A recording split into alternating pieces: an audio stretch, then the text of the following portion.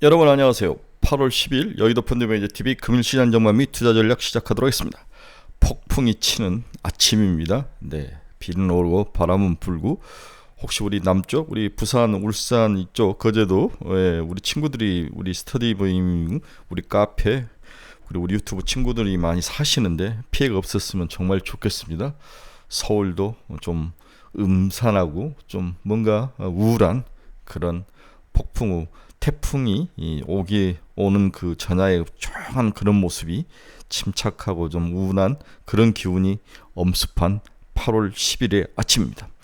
오늘 눈 뜨자마자 미국 시장은 또 봤더니 하락을 했죠. 네, 엔비디아의 하락은 저의 눈에 가장 들어왔는데 충격적이었다. 네, 4% 넘게 하락을 했는데 제가 계속적으로 8월 24일 엔비디아 실적이 이 장을 돌려놓지 않으면 성장주는 좀 문제가 있을 것 같다. 이래서 무너질 확률도 있어 보인다 이런 이야기를 여러 번 했는데 엔비디아가 4% 넘게 하락을 했어요. 이유는 없어요. 그냥 고밸류션에 지금 시장이 뭐 천연가스 가격, 다음 WTI 상승, 그다음 CPI가 생각보다 많이 안 빠질 것이다. 이런 것들은 결국은 성장주에 충격을 줄 것이다. 뭐 이런 것들로 연결되는 기존의 그 프레임 속에서 엔비디아가 두들겨 맞으면서 하락을 했습니다. 또 노블록스가 2분기 실적 발표가 아주 좋지 않으면서 20% 넘게 하락하는 그런 충격적인 모습.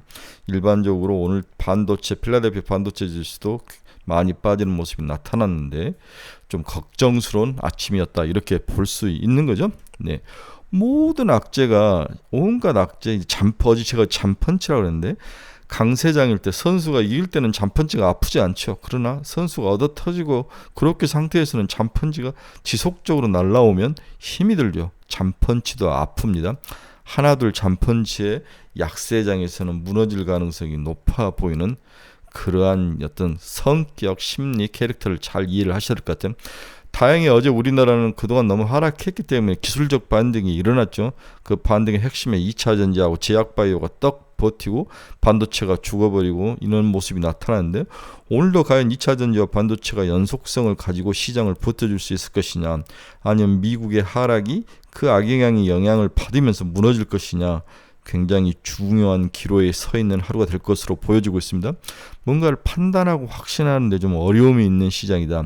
하지만 제약바이오가 시장의 리더로 나서는 이상 제약바이오에 대해서 한두 종목은 가지고 가야 된다. 이게 이제 제 결론에다 썼는데 이게 없으면 또 포모 현상이 나타나죠. 소외.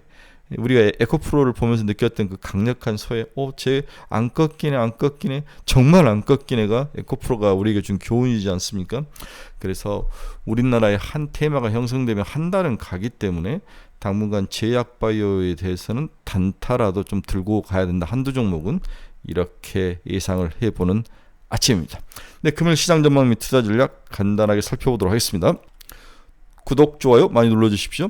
금일 미국 주가를 보면 이렇게 이제 반등을 했다가 이제 무너지는 모습이 나타났는데 처음에는 안 좋았다가 반등했다 무너지는 모습, 안 좋았다가 반등했다 무너지는 모습, 끝이 안 좋았다는 거죠. 네, 끝이 안 좋았다. 그래서 미국 시장은 전형적인 약세의 모습인데 여러 가지 이유일 수가 있죠. 첫째는 무디스가 이제 금융 기업들, 은행에 대해서 무디스 강등에 대한 여파가 오늘까지 이어졌다. 두 번째는 중국이 두 가지 이유로 이제 악재를 줬는데 첫째는 경기가 침체이다. 디프레이션으로 가는 것 같다. 뒤에서 좀 자세하게 이야기를 해주겠게요. 중국의 디프레이션에 대한 그 위험성. 그리고 미국 정부가 중국의 첨단 산업에 대해서 수출할 때는 반드시 정부의 허락을 맡아라. 이 세 가지 이 포인트가 오늘 시장 하락의 원인이었다. 여기다가 내일 CPI 발표를 앞두고 어느 누구든지 리스크를 테이킹해서 주식을 살려는 사람이 없었다. 이렇게 네 가지가 합쳐진 뭐 재미없는 시장, 변동성이 작을 것으로 예상이 되는데 의외로 큰 변동성이 나타나는 그런 시장. 특히 나스닥이 밸류에이션의 높은 밸류에이션이라는데 향후에 금리 인상에 대해서 추가로 더 금리가 올라갈 것 같지 않지만 쉽게 떨어질 것 같지 않다도 약재로 작용을 하는 거죠. 높은 금리가 당분간 유지할 거다. 중수준 금리라고 이야기를 하던데 이러한 것들이 영향을 많이 미쳤다. 이렇게 볼 수 있습니다. 무디스의 신용등급 하락, 중국 경제의 침체, 중국 첨단 산업에 대한 미국 정부의 견제, WTI와 유럽 천연가스의 상승으로 인한 CPI에 대해서 향후에 급하게 빠지진 않을 것이다. 상당히 저항력이 있을 것이다. 이러한 요인들 작은 잠펀치들이 모이고 모아서 오늘 이렇게 하락을 나타내는 원인이 됐다. 이렇게 요약을 해볼 수 있네요. 금일 시장 포인트 한번 봅시다. 디즈니 매출 구독자 예상을 하했다. 시간에서 하락하는 모습이 나타났죠. 좋지 않았습니다. 바이든 중첨단산업 투자 제한 행정명령에 서명을 했다. 이게 전부 이제 내년에 있을 중간선거 대통령 선거의 용이죠. 중국을 지속적으로 두들겨 패지 않으면 뭔가 시장에서 그 다음에 유권자들에게 표를 얻을 수 있는 방안이 그렇게 많지 않는 상황에서 지속적으로 미국의 적을 만들고 그 적을 미워하게 만들고 두들겨 패는 모습이 나올 것이다. 따라서 내년에 선거가 끝날 때까지 중국과의 갈등은 쉬워 보이진 않는다. 해결책이. 여기에 또 전쟁이 또 지속적으로 가면 이제 첨단산업 드론과 미사일과 첨단산업끼리 치고받는 모습이 나타나면서 올 겨울이 오기 전에 전쟁은 끝이 날 것처럼 보이긴 해요.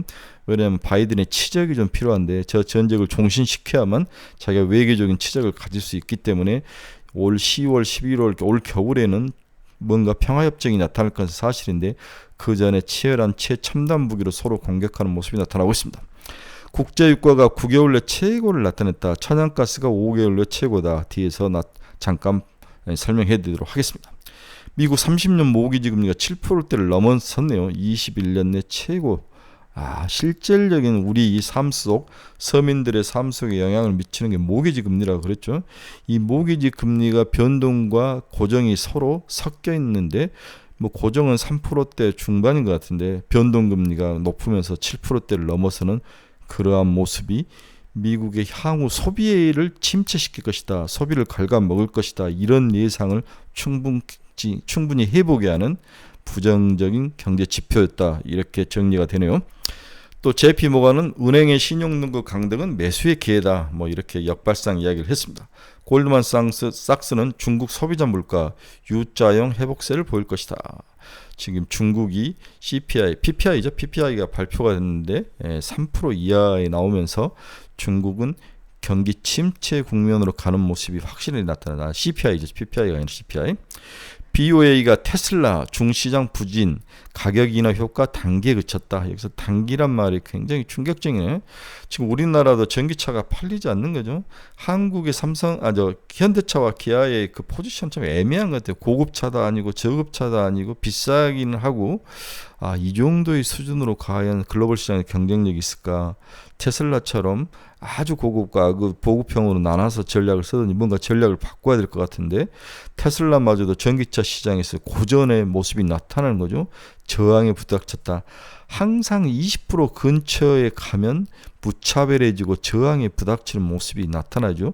이게 주가 흐름으로 나타났다. 테슬라는 여러 가지 내부적인 이유도 있고 CFO가 시행사를 나간님만 여러 이유 때문에 시달리는데 오늘도 주가가 하락하는 그런 부정적인 모습이 나타났습니다. 중국에서의 부진은 큰 문제인 것 같아요. 네, 위오크 우리 잘 알지 않습니까? 공유 오피스의 대명사인데 파산 가능성에 주가가 폭락했다. 이게 정말 이제 오프라인으로 뭔가를 한다는 게 참 어려운 것 같아요. 부동산과 연계가 되어 있는데 위오크는 향후에 미국 주식시장에서 이러한 종목들이 크레딧 리스크가 한두 개씩 뻥뻥 터진다면 생각보다도 하반기에 주식시장은 그렇게까지 좋을 이유는 없어 보인다. 생각보다도 조정이 좀 빨리 온 게 아니냐 이런 생각을 좀 해보게 되는 아침입니다. 달러 지수는 거의 변동이 없었습니다. 102.34. 금이 0.56% 하락. 미 국채금리 한번 봅시다. 2년짜리는 4.804, 4.6pp 상승하는 모습. 반면 10년짜리는 4.016.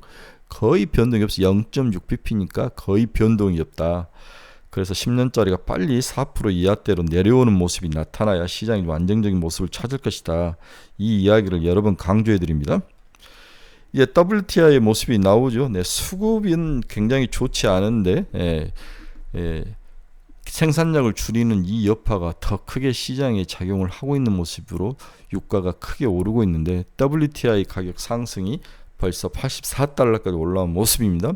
여기 앞에서도 이야기했지만 유럽 천연가스 가격이 폭등을 했죠. 어제도 5.19나 상승을 했는데 5개월 내 최고의 가격의 모습으로 천연가스 가격이 오르고 있다. 이유는 하나죠. 더워요. 유럽도 덥고 아시아도 덥고 다 더우면서 에너지 사용량이 아주 생각보다도 더 많이 폭발하면서 천연가스에 대한 가격이 상승했다. 이렇게 원인을 찾아볼 수 있습니다. 결국 WTI 가격과 천연가스 가격 상승은 우리가 그렇게 염려했던 CPI 가격을 지속적으로 빠지는 것을 떠받치는 그러한 악재의 요인으로 받아들여지는 것들이 좀 걱정거리다, 이렇게 이해를 해야 될 것 같아요. 테슬라는 3.01%나 하락을 했습니다. 242달러. 애플은 0.9% 하락. 엔비디아가 4.72%나 하락을 했습니다. 특별한 이유는 없는 것 같아요. 제가 찾아봐도 이제 그 새로운 칩을 내놨는데 이 칩은 굉장히 괜찮고 좋은 것 같은데 시장 반응은 어제부터 영 시큰둥하는 그런 모습. 이러한 것들이 시장에서 반영이 되면서 갑자기 조용했던 엔비디아가 하락으로 돌아서는 모습이 좀 걱정스럽습니다. TSMC는 0.43% 하락, 마이크론 테크놀로지 0.21% 하락, 메타 플랫폼스 1.44% 하락, 노블록스가 2분기 EPS와 매출이 전부 다 하락을 예상을 하락하면서 큰 폭탄을 맞은 거죠. 21.97% 하락을 했습니다. 네, 비트코인은 은행주들이 흔들흔들하면서 비트코인의 가치가 올라가면서 33만 달러를 회복하게 됐는데 다시 29,485달러에서 거래되는 모습을 보이는데 이제 은행주의 흔들림이 비트코인에게는 나름대로 좋은 반사 이익이 되는 모습은 나타났다. 3만 달러를 회복할 것으로 예상이 됩니다.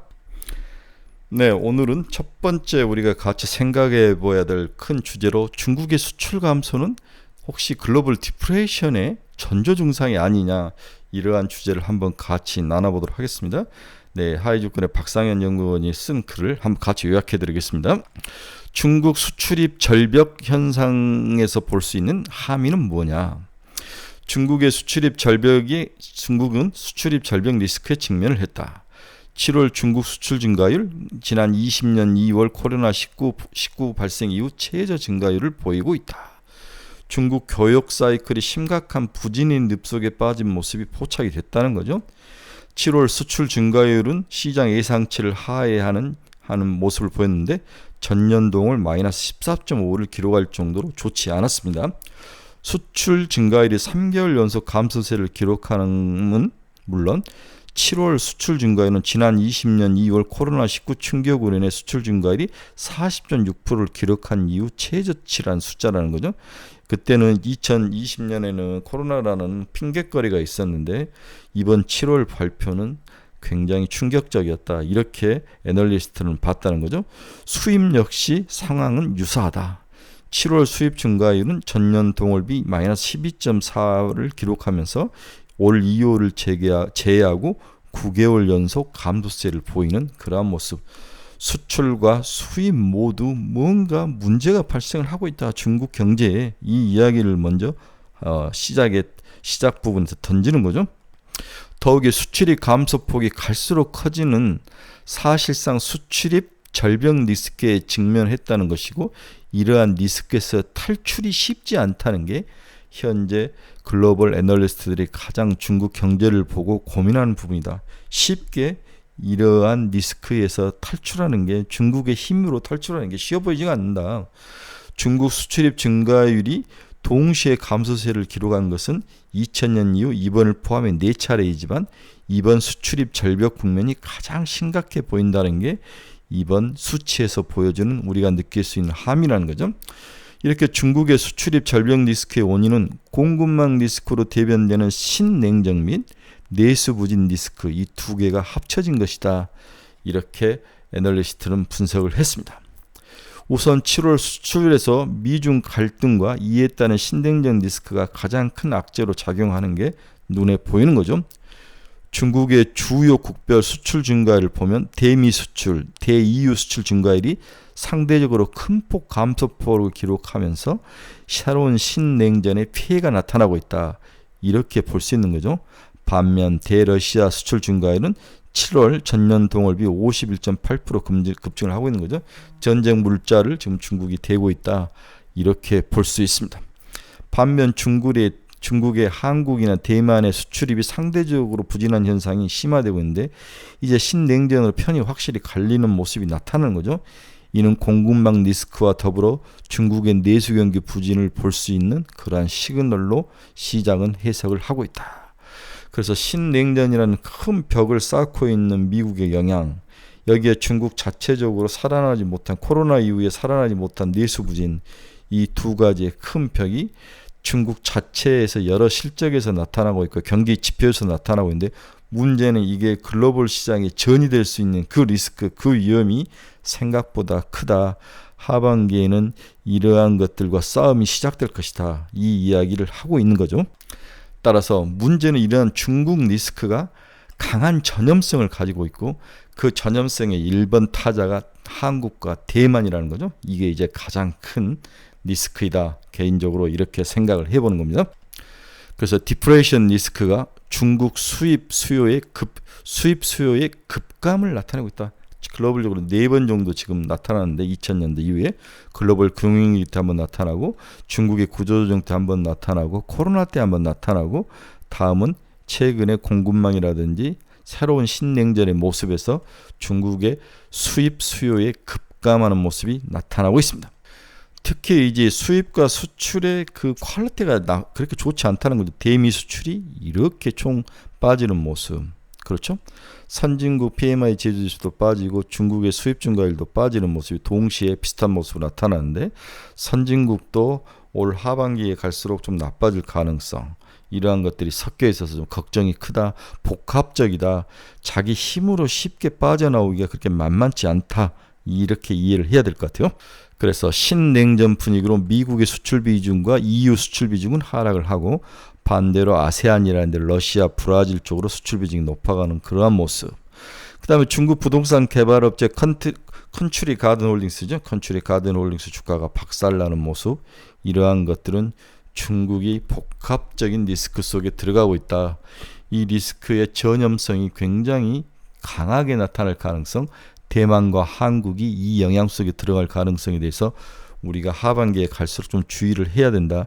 따라서 이렇게 본다면은 최근에 주식시장은 박스권에 갇히는 것은 사실인데, 쉽게 이 박스권을 뚫고 갈 그 모멘텀을 얻기가, 외부에서 동력을 얻기가 참 힘들다. 이렇게 봐야 될 것 같아요. 자, 결론 한번 봅시다.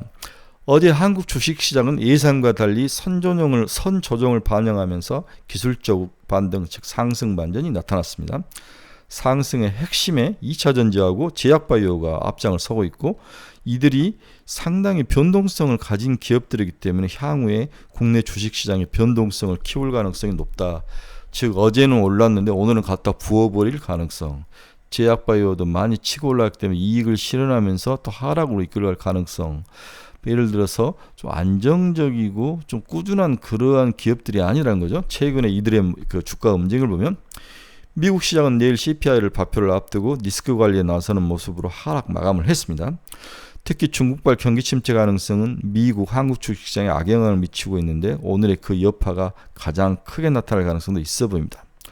온갖 잠펀치를 다 얻어맞고 있는 8월 주식시장을 강하고 안전하게 돌려세울 그 뭔가가 필요한데, 아직 시장은 이것을 찾지 못하고 있는 모습이 많아서 걱정이 앞선다. 이렇게 볼 수 있는 거죠. 한국 주식시장에서는 한번 테마가 형성되면 한 달 정도 상승하는 경향이 강하게 나타납니다. 수익률도 매우 강력하게 나타나는데, 이번에 제약바이오 상승 테마는 당분간 한국 주식시장의 리더 역할을 할 것이다.